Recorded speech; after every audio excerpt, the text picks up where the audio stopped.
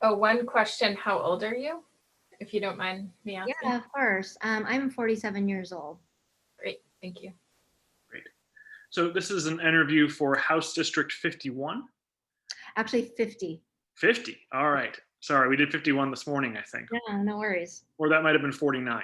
At any rate, there are so many. There are more than 50 of them. Yeah, And here we are at the 50th. 50th, Yeah.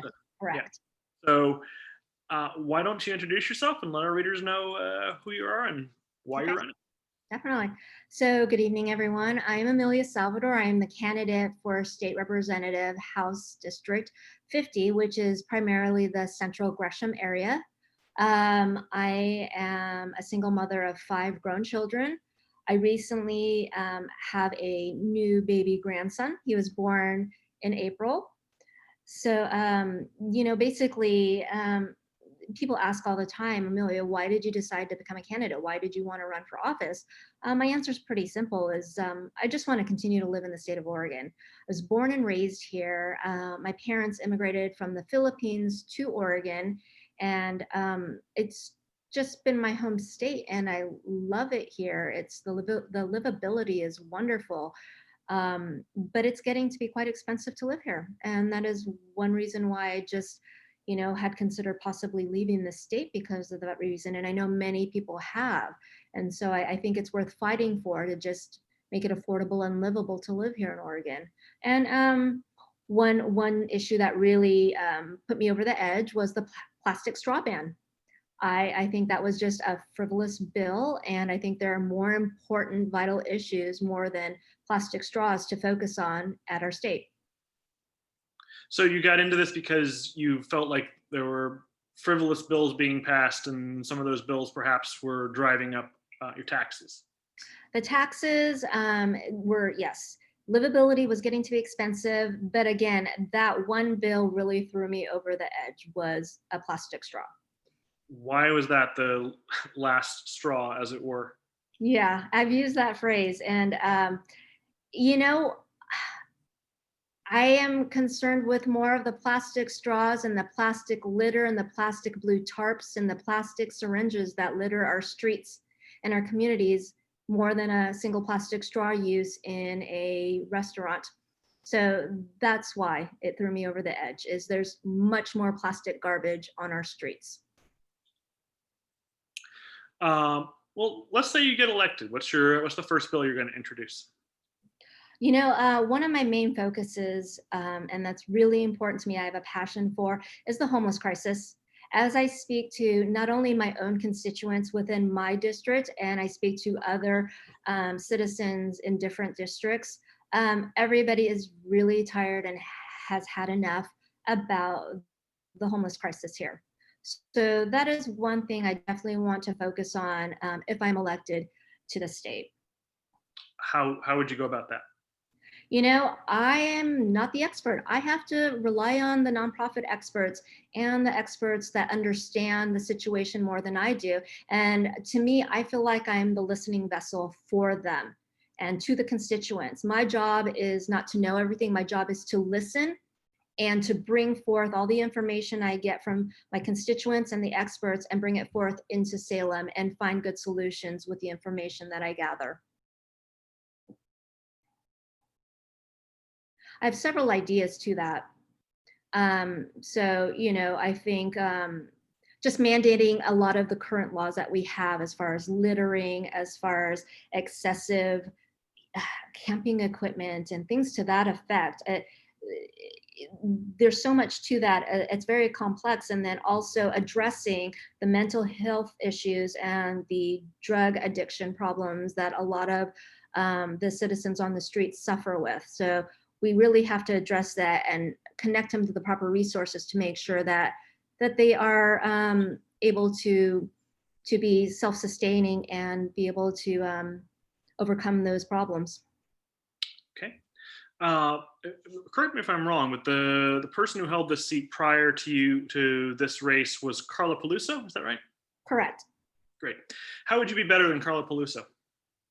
I'm very proactive with my decision making. I believe that I believe Carla was was not as effective in her seat as she should have been. I don't believe she listened to the constituents, because I hear that all the time from my constituents, is they felt like they were not being addressed, or their issues or problems that they bring to Carla were not being properly addressed, and she just wasn't quite a good listener. So I will be definitely a better listener than Carla. Okay. What can you point to in your background that qualifies you for this office? So currently, right now, I am the chair of the Advisory and Budget Committee, both of the Gresham Redevelopment Commission, as well I am an appointed member of the Gresham Charter Review for the city of Gresham. Also, with all my nonprofit work and volunteerism that I've done in the past, as far as with the grassroots of the neighborhood associations, my children's school committees, business associations, I've been very involved with all the communities that I have lived with at that grassroots level. And I believe that's what makes me a good candidate, is because I'm really a citizen candidate. I come from the community and I relate really well, because I understand the issues and problems within the community, because I was that involved with it. What nonprofit work? What have you done with nonprofits? So I used to work with Human Solutions years ago, and that's a great nonprofit. I like working with my father's house, and what else have I worked with? I know I've worked with many of the business associations and neighborhood associations. I was very involved with the neighborhood associations. That was really big for me, is to just stay involved with the local organizations. I've worked with many church groups, so my local parishes. And one significant one is when I used to do work with the Park Rose Community Foundation. That one, we really wanted to do a major project where we honored and commemorated immigrants that come to Portland. And so that one is called the Portland Immigrant Statue and Award. So every year we award a worthy recipient the award of the Portland Immigrant Statue. And we did commission a bronze life statue over on Sandy Boulevard. And I do have concerns about that, actually. I'm concerned about the safety of our statue at this moment. What's your statue of? It is of an immigrant, not a truly identified person, but just a general immigrant coming to Portland. Do you think that rioters might target that statue just because it's a statue, or that it symbolizes something that you think is not sufficiently woke? I don't believe it symbolizes anything negative whatsoever. Again, it symbolizes immigration. And so that's something to be celebrated. As far as what I think on behalf of a protester or a rioter, I can't think on their behalf, because I don't know their mindset of why they're doing the damage and destruction that they're doing.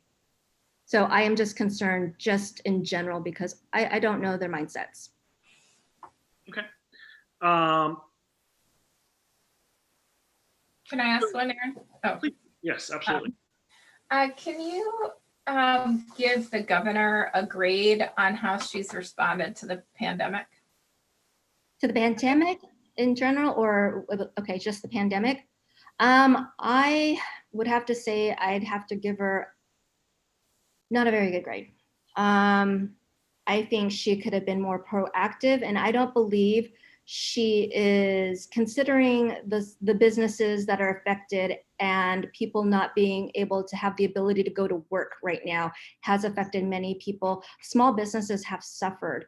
And I know businesses and clients that I've been working with that have left the state because of this reason. Under the pandemic as well, a big issue in my district, as I have mothers in my constituents really addressing to me, is that the need for children to go back to school, and having that option, not mandating that all students go back to school, but at least having the option. If we want to send our children back to school, we should have that ability to. And for those that do not want to, that's fine, that they can have their children remain online and be at home and do their schooling. But what the big issue is the children and parents that have disabled children and children of special needs. The IEP children, which they're on programs that really assist with their disabilities. And they get and receive the benefits in the public school system. And so not having that resource available to them is putting these children behind. And me as a parent, my son is a senior this year. He's 18, it's his senior year. Not only is he missing out on the social aspects of school, but my concern is, will he be college ready?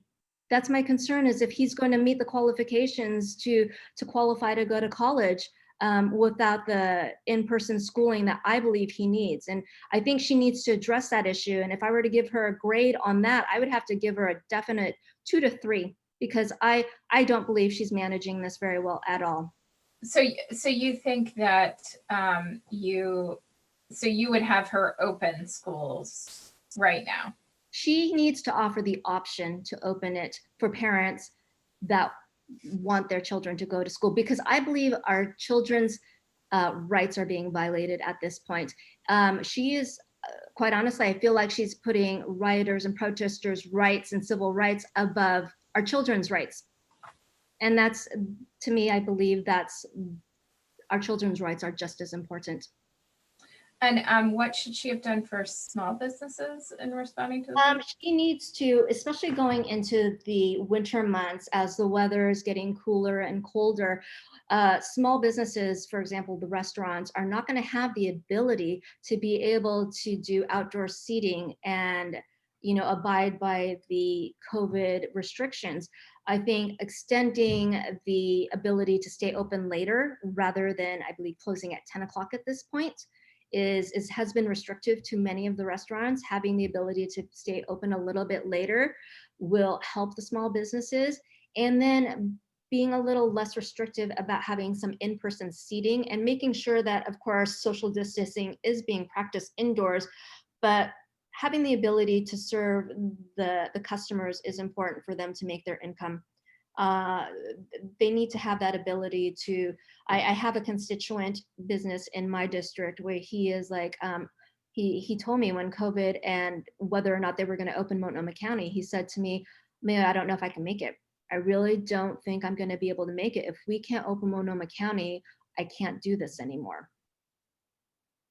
And so, can you give did you already ask this? Sorry, it's been a long day. Have you, can you give an example of where you differentiate yourself from the Republican caucus?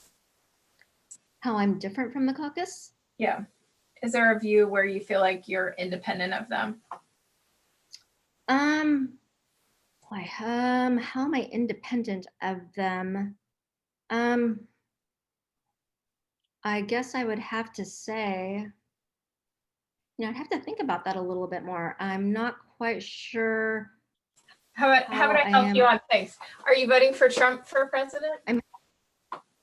Oh, I'm sorry, you cut out a little bit. Oh, are you voting for Donald Trump for president? You know, in 2016, I voted for him, and in 2020, I shall continue to vote for him as well.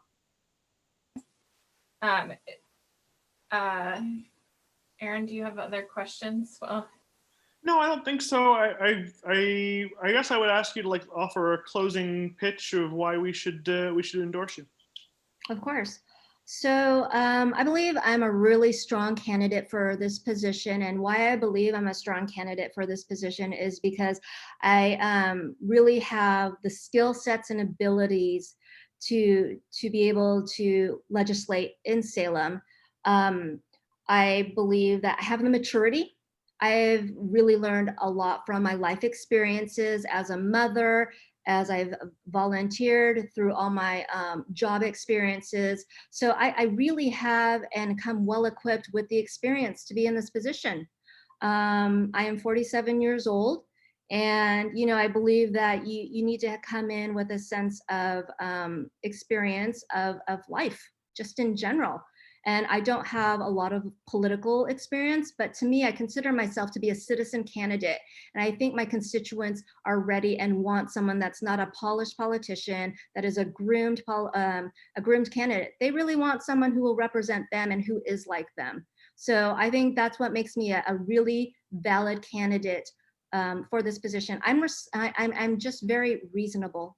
I have a lot of sensibility, and I will make rational decisions. As I make decisions in Salem, I will be rational and reasonable, and I have the ability to work inclusively with others. And I think that's important in this situation and in this position, is to really work inclusively at this point, beyond party lines, because we have to work together to resolve the state's issues. Our state is completely upside down right now, and there's no way to do this in a partisanship situation. We have to work by partisanship together. All right. We have a fun question that we ask each cycle, and Okay. trying to get to know you as a person. And in this case, it is, what's the most awkward moment you've had on a Zoom call? Okay, not necessarily, but through one of my experiences as a Zoom, in a Zoom conference. Yeah, it didn't have to happen to you per se, but you were on the call. Yeah. It's quite embarrassing to say this, but as I was in a group Zoom, one of the Zoom participants was in her bedroom, and she was just privately in her room, but she didn't realize her husband came in behind her because she was very focused in the screen in front of her. But of course, we all saw her husband come in, and it was in their bedroom. And he didn't realize she was online. She must have had earbuds in because he probably didn't hear, or he just wasn't paying attention. He started undressing himself, and we all saw it.